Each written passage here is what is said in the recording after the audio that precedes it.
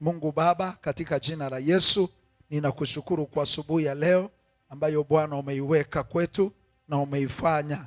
Umetuumba, umetufinyanga, umetuleta tena nyumbani mwako.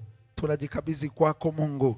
Tunaomba neema yako tena, neema ya ufahamu, neema ya uelewa, neema ya kulijua neno lako, neema ya kuliishi neno lako, neema ya kulitendea kazi neno lako. Tubarikie katika muda huu Mungu. Bariki wote ambao Bwana umekuja kwa nia ya kukuabudu. Waponye Bwana wangu ambao wanahitaji msaada wako, wanaohitaji uzima wa kiroho, wanaohitaji uzima wa kimwili. Afya zao kaziguse katika jina la Yesu na kuachilia uponyaji.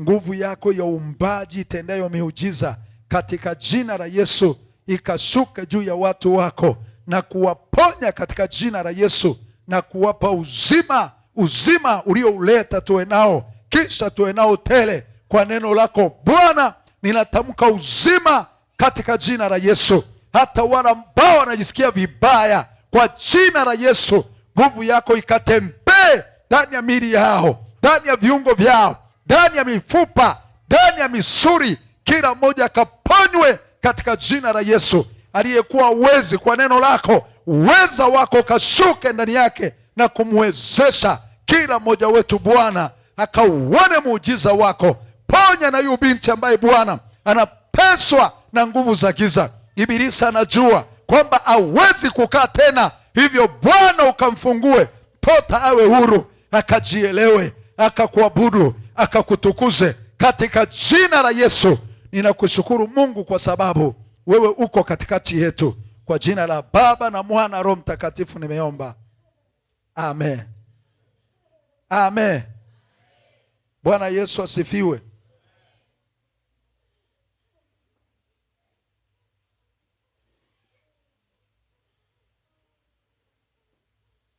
Kwenye eneo hili niliongelea habari za baraka na mafanikio ya kiuchumi kwa watu wa Mungu. Nikasema baraka na mafanikio ya kiuchumi kwa watu wa Mungu utegemea na mafanikio ya kiroho. Baraka na mafanikio kwa watu wa Mungu utegemea mafanikio ya kiroho. Kwanza tunaanza na kiroho. Unajua mtu akibarikiwa kimwili bila kubarikiwa rohoni, huyu tunamuita ni maskini. Mtu aliyebarikiwa kiroho, kimwili, lakini hajabarikiwa kiroho ni maskini. Ninasema hivyo nikiwa na maana ya kwamba Yesu anaeleza habari za umaskini wa aina mbili. Kuna maskini wa kiroho, kuna maskini wa kimwili. Lakini ni eli ukabarikiwa kiroho, alafu ukaja ukapata baraka za kimwili pia. Bwana Yesu asifiwe. Kwa hiyo zote zinahitajiana, tuko kwenye mwili. Nikasema kubarikiwa kwa Ibrahimu na kufanikiwa kwake kulitegemea utii wake wa kiroho kwa Mungu. Kama Abrahamu asingemtii Mungu, tusingekuwa tunajifunza chochote leo kuhusu Ibrahimu, tusingekuwa tunajifunza. Kwa hiyo Bwana anapomuita Ibrahimu, anamuita Ibrahimu atoke katika nchi yake, atoke katika familia ya baba yake, atoke katika nchi yake, atoke katika ukoo wake, yani ile familia, atoke katika mazingira yote ya nyumbani. Alafu Mungu anampa mtihani aende mpaka nchi atakayomuonyesha. Ukisoma Mwanzo hiyo sura ya 12. Bwana Yesu asifiwe. Aende mpaka nchi ambayo Mungu atamuonyesha. Na Biblia inatuonyesha utii wa Ibrahimu. Ibrahimu alitii akaenda kama Bwana alivyomuonyesha. Lakini nikasema hivi, Mungu alipomtokea Abrahamu akamjengea Mungu madhabahu. Mwanzo 12 mstari wa 7. Mungu anapomtokea Abrahamu akamjengea Mungu madhabahu. Nilisema madhabahu huwakilisha mahusiano yetu na Mungu. Madhabahu inawakilisha mahusiano yetu na Mungu. Mtu yeyote ambaye mahusiano yake na Mungu yako sawasawa ana madhabahu. Sasa tunapotamka madhabahu ni mahali ambapo mtu huwa anaenda kufanya ibada kwa ajili ya Mungu wake. Nilitoa mifano mbalimbali. Ni mahali ambapo mtu anafanyia ibada. Ziko madhabahu nyingi, ziko madhabahu za miungu.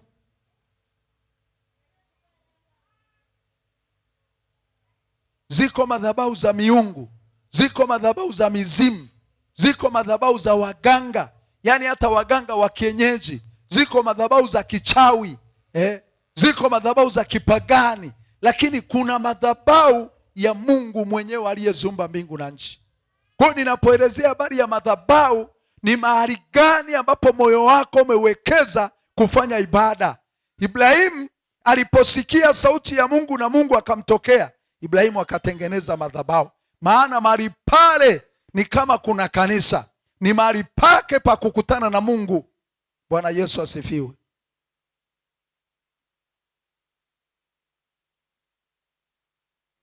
Nikasema Eliya katika kitabu cha Wafalme wa kwanza sura ya 18 mstari wa 30, kabla ya jambo lolote Eliya alianza kutengeneza madhabahu. Kwa nini Eliya anatengeneza madhabahu? Madhabahu ilikuwa imevunjika ya Israeli. Ni somo mnalojifunza. Na kwa sababu madhabahu ya Israeli ilikuwa imevunjika, ni kwamba zilikuwepo madhabahu zingine za miungu, madhabahu za mizimu. Wale manabii 400 ambao Eliya aliwaua, ni kwamba wote walikuwa wanatumia madhabahu ya uongo, madhabahu ya Yezebeli. Kwa hiyo Eliya, ili arejeshe mahusiano kwa taifa la Israeli, ili amuite Mungu amsikie, Eliya alianza kutengeneza madhabahu. Na baada ya kutengeneza madhabahu, Mungu anawakusanya Israeli, anawaambia na ijulikane leo kwamba yuko Mungu. Na ukweli watu wakamwona Mungu. Madhabahu inapokuwa sawasawa, inapokuwa nzuri, huwa Mungu anashuka, watu wa Mungu. Unanielewa Sasa tunaposema madhabahu, unaweza ukaja kwenye madhabahu hii, lakini wewe hauko sawasawa. Wewe hauko sawasawa. Na juzi nilieleza nikasema, kuna mahali kwanza Mungu anataka atutoe. Kuna mahali Mungu anataka atutoe. Watu wa Mungu, kuna vitu vingi vimeshindikana kupatikana katika maisha yetu. Tumekosa baraka za Mungu kwa sababu bado tuko kule, hatujawahi kutoka. Kuna mahali tulitoka na kuna mahali ambapo Mungu anataka twende. Ili twende naye Mungu, lazima tutoke huko. Katika nchi yetu, katika koo zetu, katika mazoea tuliyozoea duniani, katika maisha ambayo ni mabaya, ni machafu, lazima tutoke. Na huwezi ukawa na madhabahu ya Mungu kabla hujavunja zile za nyumbani. Bwana Yesu asifiwe. Wako watu wanatembea na madhabahu zao, wana madhabahu zao. Kwa hiyo lazima, Eliya alitengeneza madhabahu, na madhabahu ambayo Eliya alitengeneza alirejeshea mahusiano ya Israeli na Mungu. Bwana Yesu asifiwe. Nikasema madhabahu ikiharibika, hakuna tena mahusiano na Mungu. Madhabahu, naomba watu wa Mungu mjisikie maneno. Madhabahu ikiharibika, mahali pa ibada pakiharibika, mahali ambapo Mungu anashuka kutusaidia pakiharibika, ujue hauna tena mahusiano na Mungu. Huna jambo lolote la kufanya. Bwana Yesu asifiwe. Madhabahu ni mahali pa ibada, ni mahali pa sala na maombi. Madhabahu ni mahali pa kutoa sadaka. Madhabahu ni mahali pa kutoa zaka. Madhabahu, na Mungu aliagiza katika Israeli. Madhabahu ilikuwa Yerusalemu. Walizunguka huko kote kwa mwaka, wakarudi Yerusalemu, wakaja kutoa sadaka. Bwana Yesu asifiwe. Ndio unaweza ukaona akina Hana pale. Sasa nilikuwa ninataka hapa tulipomaliza, nilikwambia huwezi kupata baraka za kweli za kimungu bila kuwa na madhabahu ya kweli na Mungu. Huwezi kupata baraka. Naomba niwaambie, matajiri mnaowaona wamefanikiwa, wafanyabiashara mnaowaona wamefanikiwa, ujue nyuma yake kuna nguvu ya madhabahu. Halo? Tunaelewana watu wa Mungu? Tunaelewana? kuna nguvu ya madhabahu. Yaani maanake ni kwamba anafanya kazi zake, lakini kuna mahali anapokimbilia, mahali anapojua kuna msaada, mahali anapojua kuna nguvu. Madhabahu ya Mungu ina nguvu. Bwana Yesu asifiwe. Sijui tuko wote tunaelewana. Ibrahimu alibarikiwa katika Mwanzo sura ya 13 mstari wa 1 hadi wa 4. Naomba unisomee tulimalizia andiko hilo. Mwanzo 13 mstari wa 1 hadi wa 4. Nisomee. Ili eneo tulikuwa tunaona habari ya madhabahu. Mwanzo 13 mstari wa 1 hadi wa 10 hadi wa 4. Ibrahimu akafanyaje? Jamani, wasomaji wa Biblia, tunahitaji uamsho kwa kweli.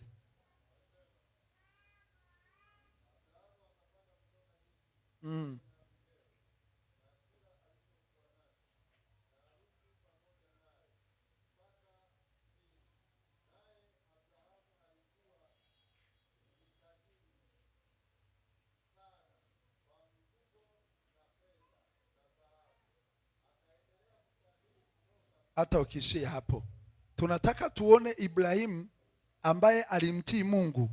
Unajua ziko lugha kwa watu kwamba unapomwabudu Mungu, unapookoka, ukaenda kwenye maombi, ukaishi maisha ya kumtumikia Mungu, utakuwa maskini. Hakuna mtu aliyetembea safari ya shida, safari ya matatizo, safari ya misukosuko kama Ibrahimu. Lakini kwa sababu Ibrahimu alikuwa ameamua kuishi na Mungu, akatengeneza mahusiano yake na Mungu, akamtii Mungu, Ibrahimu akaenda sawa sawa na Mungu. Biblia inasema Ibrahimu alikuwa tajiri wa dhahabu, wa mali, wa mifugo, wa watu, wale watu waliokuwa na mzunguko, yani watumwa. Ibrahimu alikuwa na jeshi. Kama unakumbuka wakati anaenda kupigana Ibrahimu ile vita ambayo walikuwa wamemchukua Rutu, Ibrahimu alienda pamoja na familia yake na jamaa na wale watumwa waliokuwa nyumbani mwake. Unajua zamani za kale watumwa walikuwa wananunuliwa. Yaani leo ungeliweza kununua mtumwa wa kike, mtumwa wa kiume, ukakaa naye. Alafu anakuwa kwako, lakini ataishi kwa sheria na kanuni zake. Kwa hiyo Ibrahimu alikuwa tajiri wa watu, alikuwa tajiri wa mifugo, alikuwa tajiri wa mali, alikuwa tajiri wa kila kitu, wa dhahabu. Bwana Yesu asifiwe. Sasa wewe unakuja unatuambia Mungu wetu, Mungu wetu, Mungu wetu, Mungu wetu hana chochote. Yaani hayo ni maneno tu ya udanganyifu. Sasa nataka leo tuangalie kipengele ambacho kinasema nawe uwe baraka. Mwanzo hiyo sura ya 12 mstari wa 1 hadi wa 2. Nawe uwe baraka. Nawe uwe baraka. Nawe uwe baraka. Nawe uwe baraka. Yaani manaka ya maneno Mungu anamwambia Ibrahimu. Sura ya 12. Bwana akamwambia Abraham, toka wewe katika nchi yako na jamaa zako na nyumba ya baba yako, uende mpaka nchi nitakayokuonyesha, nami nitalikuza, nami nitakufanya wewe kuwa taifa kubwa. Hiyo ni ahadi, kuwa taifa kubwa, na kukubariki na kulikuza jina lako, nawe uwe baraka. Sema nawe uwe baraka. Nawe uwe. Mara nyingi nina mtoto wangu mimi anaitwa Baraka. Yaani kuna maneno ambayo Mungu aliniambia kinabii. Baraka, uwe baraka. Bwana Yesu asifiwe. Hebu mwambie mwenzako uwe baraka. Uwe baraka. Kwa mambo haya, niangalie kwa mambo mangapi? Mawili. Mwambie uwe baraka kwa Mungu. Uwe baraka kwa Mungu. Na uwe baraka kwa jamii iliyokuzunguka. Uwe baraka kwa watu unaoishi nao. Uwe baraka mahali unakoabudia. Mungu alimtaka Ibrahimu na wewe uwe baraka. Bwana Yesu asifiwe. Kwa hiyo unaweza ukawa unaomba ukasema, Mungu nifanye niwe baraka kwenye mtaa huu. Mungu nifanye niwe baraka kwenye kanisa hili. Mungu nifanye niwe baraka kwenye ofisi hii. Mungu nifanye niwe baraka mahali hapa nilipo. Bwana asifiwe. Jamani, Bwana Yesu asifiwe. Kuwa baraka, kuwa baraka ni hali ya kubeba neema, wema. Hizo zote zinakoma. Nirudie tena. Kuwa baraka ni hali ya kubeba neema, koma, wema, koma, na uwepo wa Mungu unaoleta furaha, koma, utulivu, koma, na mafanikio ya kweli maishani. Naomba nirudie.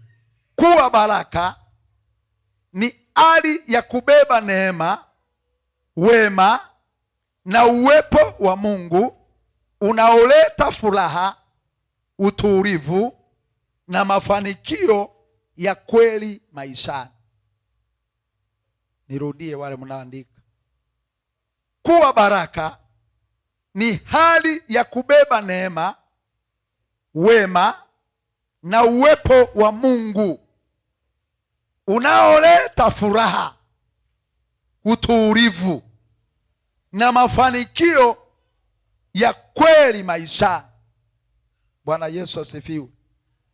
Unajua, tunaposema kuwa baraka, lazima kuwepo neema iliyo juu ya mtu huyu, lakini pia kuna wema, lakini kuna uwepo wa Mungu ambao huwa wenyewe unaleta furaha. Uwepo wa Mungu unaleta furaha. Kuna watu ambao wanasema wamebarikiwa, lakini hawana furaha, hawana amani. Pamoja na pesa na mali walizonazo, wanaishi kwenye majuto. Bwana Yesu asifiwe. Lakini pamoja na furaha, unakuta ndani ya familia kuna utulivu, kuna mafanikio ya kweli katika maisha yao. Ndiyo maana Biblia inasema baraka za Mungu hazifanye nini jamani? Hazina majuto. Baraka za Mungu hazina nini? Hazina majuto. Yaani hata ndoa ambayo Mungu amekupa uwezo ukajuta, unasema ninajuta niliolewa na mwanaume huyu, ninajuta niliolewa na mwanamke huyu, nilioa mwanamke huyu. Kuna amani, kuna furaha. Ni kweli misukosuko inaweza ikainuka, lakini Mungu anaituliza. Maana mko chini ya mkono wa nani? Wa Mungu. Hakuna vya kufukuzana. Unasikia mwanamke, ngoja akapumzika kwanza kwao kule. Ujue hapa hakuna amani, hakuna furaha. Ameenda, nimempa likizo bwana, kwanza mimi nipumue. Wewe unapumuaje bila mke? Unapumua ukiwa na mke wako karibu. Bwana Yesu asifiwe. Huwezi kupumua bila mke. Jamani, Bwana apewe sifa. Sasa siko kwenye ndoa, ila ninaelezea moja ya baraka. Nimesema baraka ni ile hali ya kubeba wema, yaani unaishi kwenye maisha ya wema, unabeba neema, wema, uwepo wa Mungu unakuwa umetawala juu ya maisha yenu, furaha imetawala, utulivu umetawala kwenye familia, na mafanikio ya kweli yanaendelea kuonekana. Alafu mafanikio yale hayakomi, yanakuwa yanaendelea. Bwana Yesu asifiwe. Hii huhusisha kunufaika kiroho kama wokovu na utakatifu,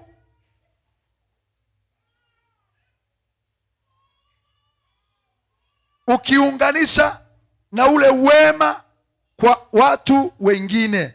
Yaani ni kwamba mtu aliye kwenye baraka, ambaye amebarikiwa, anahusisha mafanikio ya kiroho. Tunaelewana jamani? Bwana Yesu asifiwe. Sasa hivyo ndivyo vinavyonufaisha na watu wengine. Nimesema hii inahusisha mafanikio ya kiroho kama wokovu. Yaani hakuna baraka ya kwanza katika maisha kama wokovu. Narudia niengewe na wewe, baraka ya kwanza katika maisha ni wokovu. Unanielewa? Mbona mseme amina? Au unaona nadanganya? Unaona nadanganya Baraka ya kwanza na mafanikio ya kwanza ni kiroho. Yaani maana yake wokovu. Na utakatifu. Lakini pia unapopata hayo, inaunganisha na ule wema ambao, yani ukishapata vitu hivyo, ndipo unapata kuwa mtu mwema, kuwa mtu salama na mtu mzuri kwa watu waliokuzunguka. Ukiwa na hivyo, mtu kama ana hivyo, ni unyama, ni unyama, ni jiwe kwa jiwe, ni jino kwa jino. Jamani, Bwana Yesu atusaidie. Inaeleweka jamani? Kwa hiyo Mungu alipomwita Ibrahimu, Mungu alimwahidi Ibrahimu kuwa taifa kubwa na kwamba atambariki, na akamtaka yeye kwenye mambo mawili niliyoyasema. Jambo la kwanza ni kwamba yeye Ibrahimu alitakiwa awe baraka kwa Mungu, lakini jambo la pili kuwa baraka kwa jamii inayomzunguka. Sasa hapa kuna somo ambalo nataka tujifunze, uwe makini. Jambo la kwanza, kuwa baraka. Jambo la kwanza namba moja ya Kirumi, kuwa baraka. Andika kuwa baraka. Kuwa baraka inamaanisha Mungu alimtaka Ibrahimu awe baraka kwake, aubariki moyo wake. Yaani Ibrahimu aishi awe baraka kwa Mungu, akaubariki moyo wake. Na anapobariki moyo wake, maanake anatakiwa kwenda sawasawa na Mungu anavyomtaka. Mungu alimtaka Ibrahimu aende sawasawa kama yeye anavyotaka. Mungu alimchagua Ibrahimu kama misionari wa kwanza ambaye angeweza kuwafanya watu wake wamjue Mungu. Kitendo hicho ni kitendo cha kubariki moyo wa Mungu. Unanielewa? Yaani jambo la kwanza, Mungu anapomtaka Abrahamu, anamtaka yeye kwanza awe taifa. Lakini anapomtaka awe taifa, alafu anasema utakuwa taifa, lakini anamweleza kulikuza jina lake na anamweleza kumbariki. Naomba unifuatilie unielewe. Lakini huyo Ibrahimu, Mungu alijua na alimtaka huo mbaraka. Yani anapotembea Ibrahimu atembee sawasawa na njia ambazo Mungu anataka aende sawasawa. Hebu ngoja nikuonyeshe kwenye Mwanzo, iwapo kwa sijaliandika ile andiko, lakini nasikia niliseme. Ni Mwanzo 19. Ngoja niache kwanza.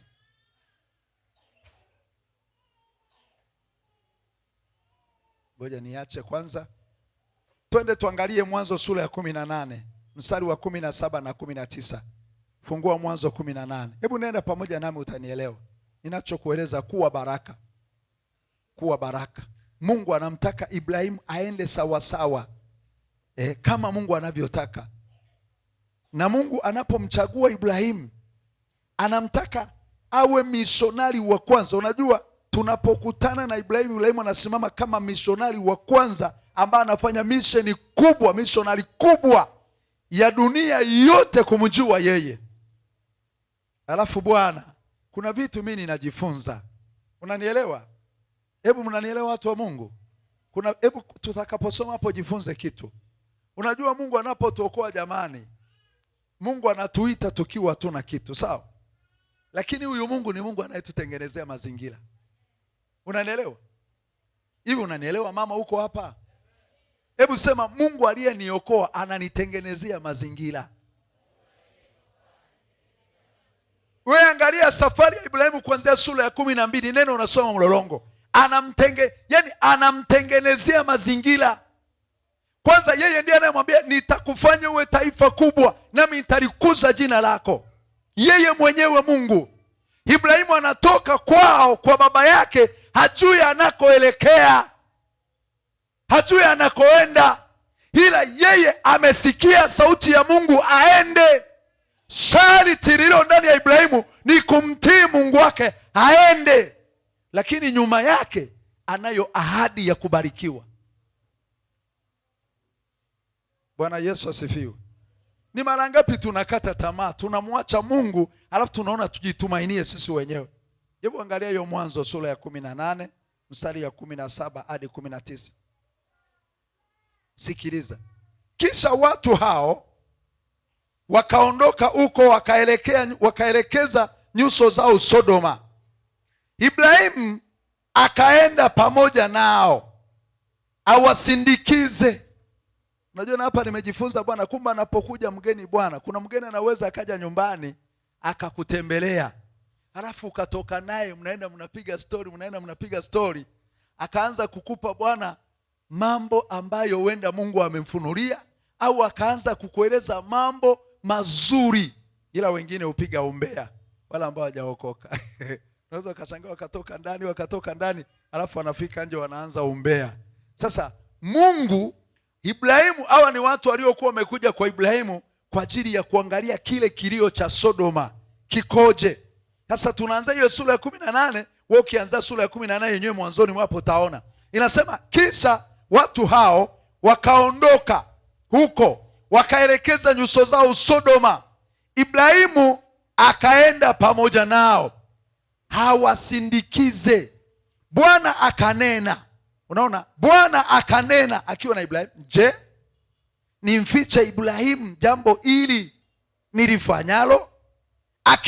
Sikiliza hapa. Akiwa Ibrahimu atakuwa taifa kuu hodari, na katika yeye mataifa yote ya dunia watabarikiwa, kwa maana nimemjua ya kwamba hatawaamuru wanawe na nyumba yake baada yake waishike njia ya Bwana, wafanye haki na hukumu, ili kwamba Bwana naye akamtimizie Ibrahimu ahadi yake. Sasa unakumbuka kuwa baraka na wewe uwe baraka. Yaani manake Mungu anapotaka kumbariki Ibrahimu, lakini na yeye awe nini? Hivi umenielewa hapo? Kwa lugha nyingine manake Mungu anataka kutubariki, lakini kama unataka kubarikiwa lazima na wewe ukambariki Mungu. Hivi niko sawa sawa, nitakuwa nadanganya? Bwana Yesu asifiwe. Niko sawa sawa? Wangapi wanaosema tunataka kubarikiwa? Kuna kanuni tuziangalia hapa.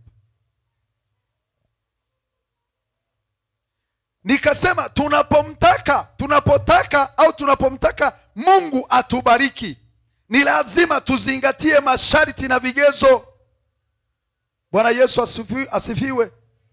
Moja, tujue kuwa Mungu anatufahamu vizuri mimi na wewe. Yaani Mungu anatufahamu vizuri mimi na wewe ni akina nani, na anafahamu kuwa tukibarikiwa tutakuwa baraka kwake au la. Anafahamu. Ninakunukulia anavyomfahamu Ibrahimu. Anasema nimfiche Ibrahimu jambo hili ikiwa yeye atakuwa taifa kuu. Yaani manake anaelewa maisha ya mbele ya Ibrahimu. Mungu anayo picha ya Ibrahimu kule mbele. Ibrahimu leo hajabarikiwa, Ibrahimu leo hajawa mtu mkubwa, lakini kule mbele Mungu ana picha yake.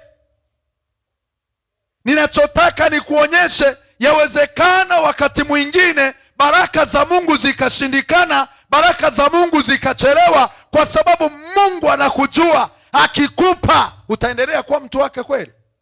Utaendelea kushikamana naye? Utaendelea kuabudu wewe? Utaendelea kumtukuza wewe? Anajua, anakujua. Maana yeye, unajua yeye, tunasema anajua yote, si ndio? Na anaweza yote. Mungu ana sifa hizo. Hizo ni moja ya sifa za Mungu. Huwa anajua yote na anaweza yote na yuko kila mahali. Mungu huyo hana uwezo wote, ana nguvu zote, lakini anajua yote. Maishani mwangu ananijua. Bwana Yesu asifiwe. Anajua. Kwa hiyo wanatembea na Ibrahimu. Anasema, unajua ndio maana Biblia inasema Mungu, yani anasema Ibrahimu rafiki yangu. Ibrahimu alikuwa rafiki yake. Walikuwa wanapiga story. Anaenda ameelekea uso wake Sodoma, anaenda Sodoma. Wakati Sodoma na Gomora mambo yameharibika, Mungu anatembea na Ibrahimu. Wakati wanatembea, Ibrahimu walishakula kwake, walikula chakula, sasa wanatembea wako njiani. Anasema nimfiche Ibrahimu jambo hili. Nimfiche jambo hili. Halafu huyu Ibrahimu anayetembea ana mtoto, yeye na mke wake bado hawajapata mtoto, anasema nimfiche jambo hili, maana atakuwa taifa kuu. Taifa kuu. Ndio maana amekwambia Ibrahimu, wakija wataalamu wanaofundisha masomo ya mission, yani maanaka Ibrahimu ndio missionary mkuu, ambaye unaona yani kumbe dunia hipo, yani yeye ndiye ambaye anaifikia dunia leo. Manake dunia yote kama ni kubarikiwa, inabarikiwa chini ya utii wa Ibrahimu na imani ya Ibrahimu. Hata wanaomkataa Yesu wanatakiwa lijue hilo. Bwana Yesu asifiwe. Nimesema lazima tujue, tufuate masharti. Nimesema kama tunapomtaka Mungu atubariki, ni lazima tuzingatie masharti na vigezo. La kwanza, tujue kuwa Mungu anatufahamu vizuri mimi na wewe. Hilo lijue, Mungu ananifahamu vizuri mimi na wewe, kwamba akinibariki yeye anajua, akinibariki mimi Leonard nitakuwa baraka kwake au sitokuwa baraka, yeye anajua. Nitaendelea kuonekana kanisani au sitoendelea kuonekana, anatufahamu. Tutakuwa ni watu wa aina gani? Bwana apewe sifa. Kuna wengine wanakaa naona Mungu kachelewa, anaamua kuchanja mbuga. Mungu alijua mapema kwamba utakosa uvumilivu. Bwana asifiwe. Alikuwa anashuhudia mama mchungaji siku moja hapa. Tulikuwa na binti moja tulikuwa tunakaa naye Edina mpaka mamangu mdogo alimpigia simu siku moja, nikakasirika. Maana mama yetu alishafariki na Edina mama yake alifariki.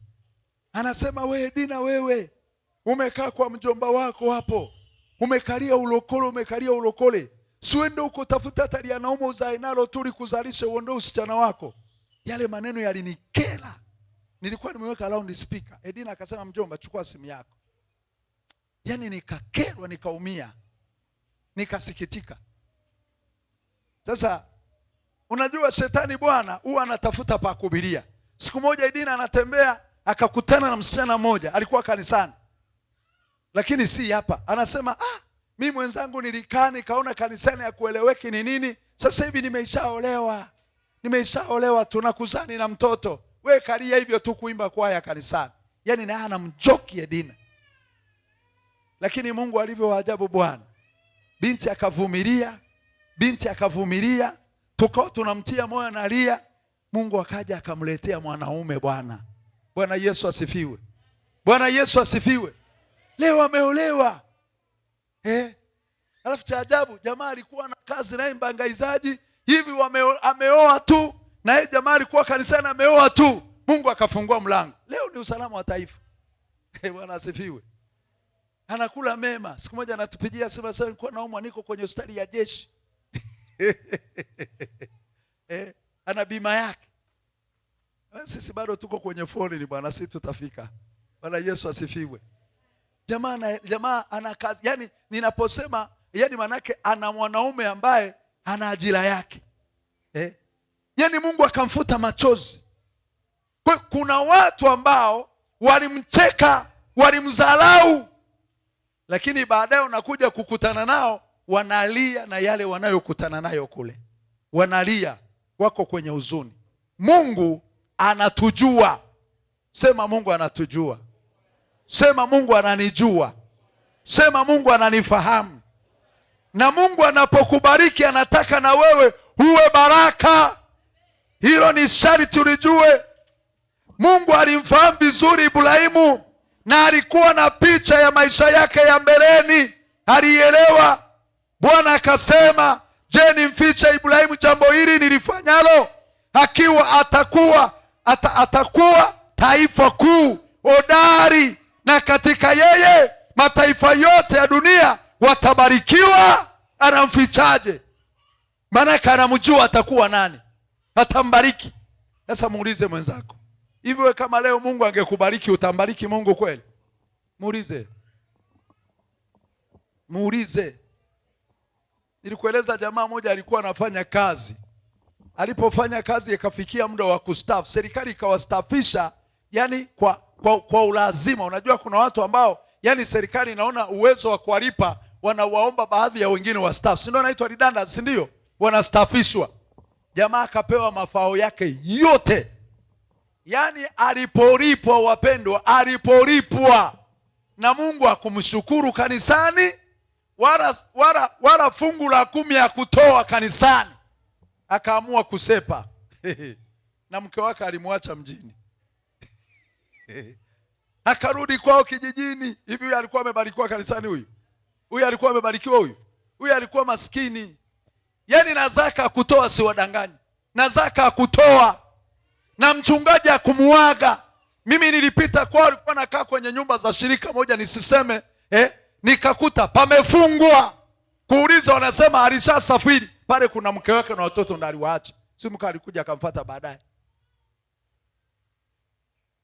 Bwana miaka imeenda. Ninakuja kukutana naye hivi mjini, anauza tu vitabu tu A, E, I, O. Yeye aliona akimtolea Mungu zaka ataisha, hela yake itaisha. Hivi kweli mtu umestaafu kabisa unatembea na vitabu 5? Pata kitabu hapa cha mtoto cha chekechea kabisa, mtu uliye staafu wa serikali. Mimi nafikiri hata ile kustaafishwa Mungu alijua, akaona astaafu apumzike. Maana hela ingelikuwa nyingi, anaweza akafanya na kufuru. Staafu sasa, wakupe hicho kidogo tuone kama unaendelea. Wakampa, ndo huyo. Ni kama yule mnyama gani yule ambayo Ibrahim Nuhu alimtoa kwenye safina, alikuwa nini? Kunguru? Alikuwa ndege gani alienda? Wala kuleta taarifa tena, huyo. Kwa hiyo kuna washirika wamekaa kama kunguru, na anapoenda huko akafanikiwa, aweza akasema mchungaji wangu niko huku. Kwani wangapi tumemwambia mama mchungaji? Kwa kweli ni mshukuru Mungu, tumemwambia watu wamebarikiwa kanisa hili. Na juzi hapa, unajua bwana, na maombi mengine sisi tupunguze mama mchungaji. Juzi hapa tulikuwa tuna wafanyakazi wawili wako Seketule, wanakuja kuniambia mwanaume kapata ajira ya kudumu kapelekwa Geita, mwanamke kapata ajira ya kudumu anapelekwa Tanga. Akasema Mungu wangu, lakini tukamshukuru Mungu. Bwana Yesu asifiwe. Sasa basi mkifika huko mtukumbuke, huyu unapiga simu, ni maombi yetu, Bwana inua watu wako, Baba bariki watu wako. Alafu hapo una njaa unaumwa, yenyewe anakula kule, Baba inua watu. Yaani wewe umefunga unaomba, unaomboleza hapa. Mungu liangalie kanisa na kataa roho ya umaskini. Tunaomba na wajaliwa hapo sasa, na washirika. Hebu ombea kanisa. Jamani, si unaliombeaga kanisa? Mungu alinue kiroho, Mungu alinue kiuchumi. Alafu akishafika kwa wengine bwana, wamekalia maombi tu. Yaani vyote vinaendana, maombi na kazi. Lakini ukipata watu ambao wanakaa na kuombea, mimi ningelikuwa Mungu angenibariki nikawa na hela, ningetengeneza timu ya kuwa inaniombea, alafu nailipa. Kunalipa ndugu yangu. Kila siku kuna watu wanataja jina lako mbele za Bwana. Kila siku watu wanataja jina lako mbele za Bwana. Mbona kunalipa? Mwambie wenzako kunalipa. Yaani kila siku mbingu inasikia jina lako. Haleluya. Unatengeneza timu. Wapo wachungaji wamefanikiwa. Yaani kuna mijamaa inaishi kanisani kwa maombi. Yaani wenyewe wakiamka asubuhi ni kwenda kufanya dua. Watu ambao wanafanya biashara